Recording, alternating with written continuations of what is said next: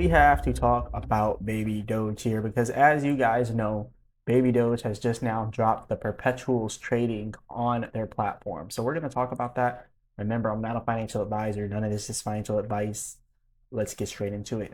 So currently, right now, we only went up 3.9% in the last 24 hours after getting launched not after getting launched, but after getting the perpetual futures launched on Baby Doge. So this, not much of a letdown because it's still good because our volume is increased. We were at 6 million in volume. Now our volume is more than double. Now we're at 13.6 million volume. And that is what perpetuals trading does for a project. It ups the volume of that project and then eventually it continues to increase the price because as the volume increases, more money flows into the project. So then, Baby Doge can go up even more. So this is actually pretty good for Baby Doge. The fact that they have perpetuals. Now people just have to use it, and people have to actually actively trade on Baby Doge for with the perpetuals on Baby Doge. So I think this is the volume here. Bitcoin 121 million, Ethereum 183 million. So this is pretty big and pretty bullish for Baby Doge. So I think this is a step in the right direction. I don't know if this is the volume for Baby Doge only on with futures, or if this is just volume in general. But if this is for just Baby Doge, this is a lot of money being traded on Baby Doge perpetuals, right? So that is extremely good for Baby Doge.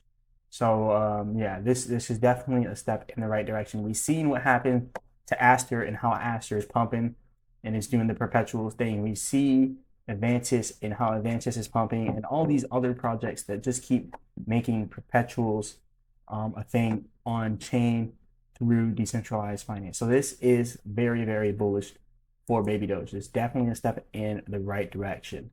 So I want to see this thing grow even more. So it's definitely a very good thing. So shout out to the Baby Doge devs for actually putting this out and putting it out fast. Right, they're like, hey, we're dropping it 48 hours, and they did it. So that's pretty good. And also remember, the Baby Doge pause page on Twitter has still been hacked. So do not go to this website that they're trying to promote. This is the fake website, and they're trying to steal your money. Do not go to the pause app on at all through this Twitter. Do not do it. Just do not do it. You're gonna get scammed. You're gonna lose all your money. But anyways, the whole perpetual thing with Baby Doge is pretty bullish.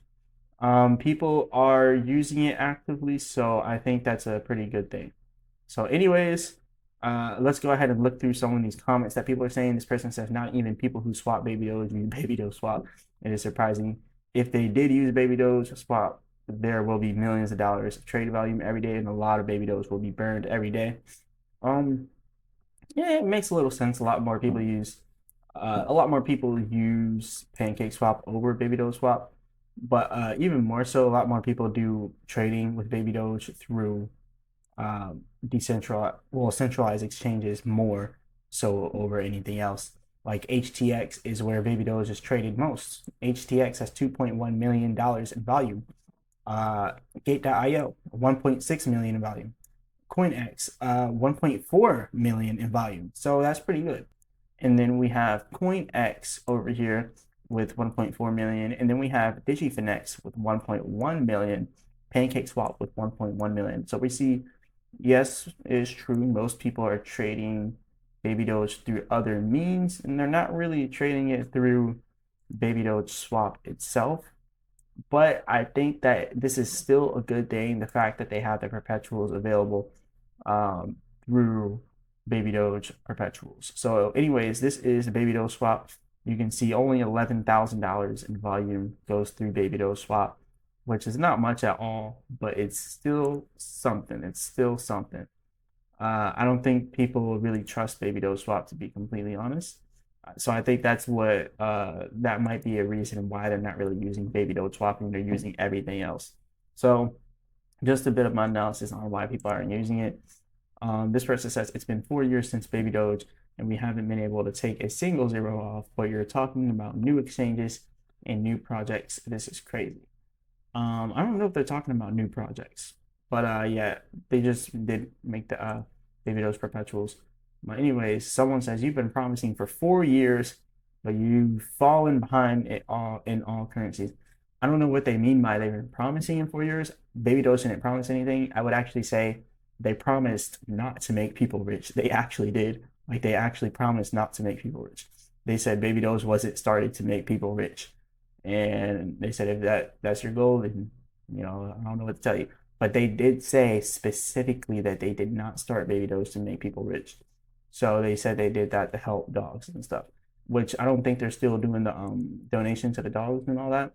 They're probably going to end up doing it soon now that I just mentioned something about it. You're going to see some random thing come out soon about them donating to dogs. But they did specifically say that they did not start Baby Doge to make people rich. So you got to remember that. But yeah, this person said this innovation is good, but you guys need to find a way of burning the maximum supply. Yeah, I guess burns could help, but honestly, at this point, I wouldn't even be worried about it. I wouldn't be looking at Baby Doge as something that you want to hold forever and make a bunch of money off of. Just get in, trade, get out. Like literally, it's that simple. Buy at the bottom, let the thing pump, let it get to the top, sell at the top, let it dump. It does it every single time. So like people need to, stop looking at Baby Doge like it's this great project that's gonna do all this, that's gonna get you to become a millionaire. Stop looking at it like it's this project that's going to have 10 billion, 20 billion inside a market cap. Just look at it as a project that pumps and then dumps, right? And just look at it as a project that does extremely well during the bull market, not even extremely well, that does well during one point of the bull market, gets to a nice peak, selling at the top and then getting out. Just look at something as a means to make ends meet, right? You can do some good trading on Baby Doge if you do it properly. But it is what it is. People just have to be more realistic with it. So, anyways, this person says soon many people will be regretting not having purchased a Baby Doge. Understand, the world of cryptocurrencies, only those that have developed ultrarian projects will survive, and Baby Doge is following this path very efficiently. Shortly, I would say they're half right on that. Baby Doge has built and amassed a huge following, but they don't sustain their prices well. So yes, it can pump, but when it does, and then the bear market comes in, just know it will dump. So yeah, you should probably be buying around the bottom, but don't hold this thing forever. I'm telling you guys, a lot of these people that make these comments, I don't think these people are watching my videos, which sucks because they're not gonna really understand how Baby Doge actually moves. But for all of those of you that are watching, for all of those that are watching my videos, you probably see by now that this thing moves inside of the same pattern. And I've been trying to tell people this for years. It's about to pump, and then when it does and it tops out, I don't know if it'll top out at 8Z5. I don't know if it'll top out at 8Z4. I don't know if it'll top out at 8Z6 or 8Z7. But I do know generally the bottom is anywhere from 9Z8 to 8Z1, generally. And we are close to that level. We are at 8Z12. So in general, if you look at things holistically and you think about it, the buy zone for Baby Doge is generally this area right here. So the buying zone for Baby Doge is generally this area right here. And you can even stretch it a little bit further to include 8Z11, even 8Z1200. I think this general area here is usually a good buy zone for Baby Doge because it usually always recovers after it hits these levels.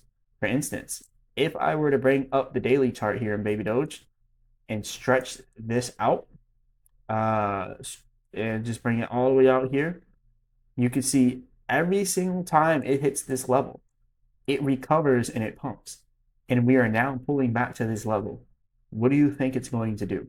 It has never went too far below this one here, this level here. It only did that towards the beginning of the project, and that's because they didn't have enough. They didn't have a lot of holders. They didn't have a lot of volume, but it now has the holders and it has the volume, and it sustains these levels. So, just saying, we are in a very close or a very good buy zone, or we're actually nearing a good buy zone. Not quite there yet, but still, you guys got to be smart. But anyways, this is all I got for you guys today. Remember, I'm not a financial advisor. None of this is financial advice. Before I actually close out the video, this was a bearish pattern. This right here is a bearish pattern, but it went up to the upside because of the baby Doge perpetuals. But it doesn't mean that we weren't in a bearish pattern before the perpetuals came out.